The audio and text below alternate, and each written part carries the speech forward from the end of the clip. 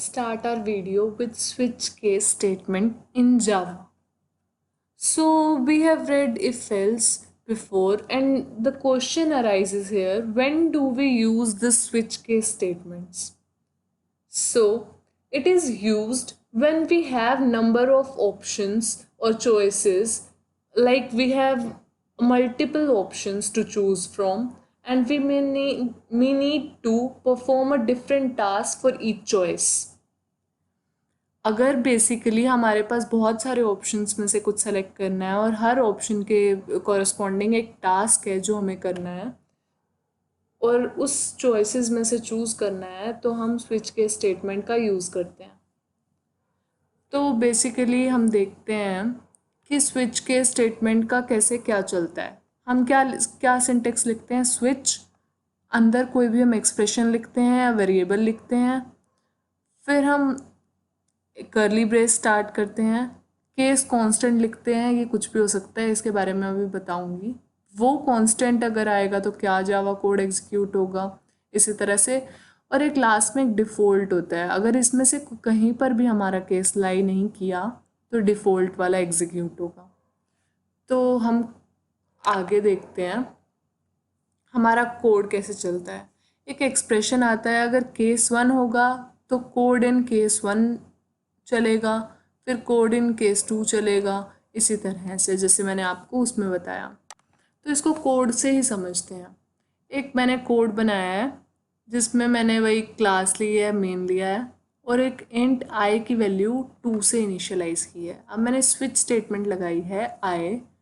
Switch statement में क्या हो रहा है कि केस 1, केस 2, केस 3, केस 4, इधर ये इसी तरह से सिंटेक्स लिखना होता है। स्विच, बीच में वेरिएबल लिख दिया मैंने, इधर कुछ भी एक्सप्रेशंस भी लिख सकते हैं। फिर है केस 1, अगर आई की वैल्यू 1 है तो 1 एग्जीक्यूट होगा, मतलब कि इस वेरिएबल की या इस एक्सप्रेशन की वैल्यू 1 है तो 1 एग्जीक्यूट होगा। 2 है तो 2, 3 है तो 3। अब मेरा 2 है तो मैं इसे एग्जीक्यूट करके देखती हूँ। हाँ, इसमें एक और चीज़ होती है, ब्रेक। अरे मैंने ब्रेक कहीं भी आप देख रहे होंगे यूज़ नहीं किया है, तो पहले इसको बिना ब्रेक के एक आउटपुट देख लेते हैं। ये हमारा आउटपुट आया, केस 2 थी वैल्यू, फिर 3 प्रिंट हो गया क्योंकि ब्रेक नहीं लगा था, 4 प्रिंट हो गया, डिफ़ॉल्ट प्रिंट हो गया। अब मैं इसी को ब्रेक के साथ समझाती हूँ। अगर इधर ब्रेक लगा होता, हर स्टेटमेंट के बाद एक ब्रेक लगा होता, ब्रेक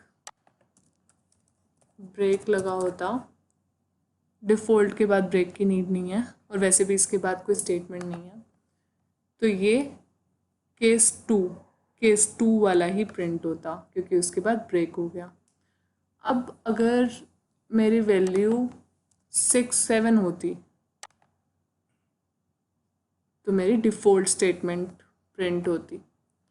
अब मेरा पर्टिकुलर वही प्रिंट हो रहा है जो मैं रन करना चाहती हूँ। अदरवाइज़ ब्रेक नहीं लगाओगे तो जहाँ पर आपका कोड मैच किया, जैसे मेरा कोड पहले यहाँ पर मैच किया था, उससे लेकर लास्ट तक, डिफ़ॉल्ट तक, सभी वैल्यूज़ आपकी, जो भी सब ब्लॉक्स आपके प्रिंट हो जाएंगे या एग्जीक्यूट हो जाएंगे।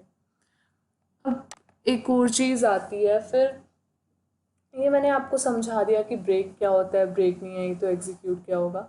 अब कुछ और भी पॉइंट्स होते हैं, जैसे कि स्विच, इसको मैं कैरेक्टर भी ले सकती हूँ, जैसे मैंने उधर अल्फ़ाबेटिक लिया था, और कुछ और पॉइंट्स भी होते हैं जो स्विच केस में यूज़ होते हैं।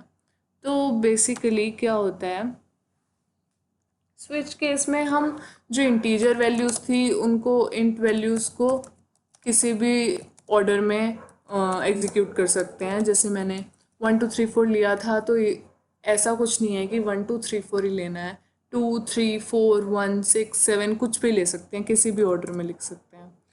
अब दूसरी चीज़ होती है कि कैर भी ले सकते हैं। कैर का एग्जांपल मैं आपको दिखा रही थी।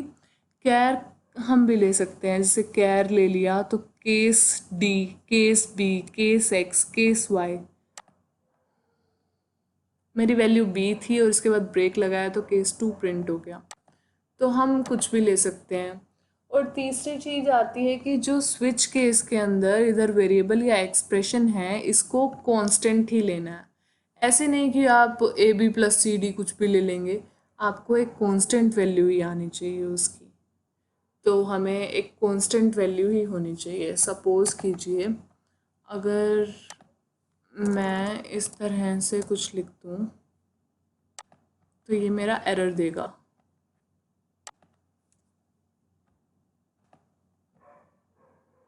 तो ये एरर देगा क्योंकि इस वेरिएबल को एक कांस्टेंट वैल्यू ही होना होगा। अब एक और चीज़ आती है कि जैसे नेस्टेड स्विच भी लगा सकती हूँ मैं। इस स्विच के अंदर, इस केस के अंदर एक और स्विच भी लगा सकती हूँ।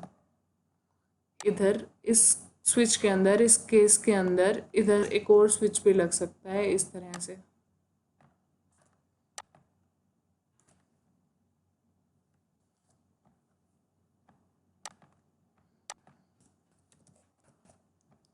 तो ये चार चीज़ें थी, केयर और नेस्टेड स्विच।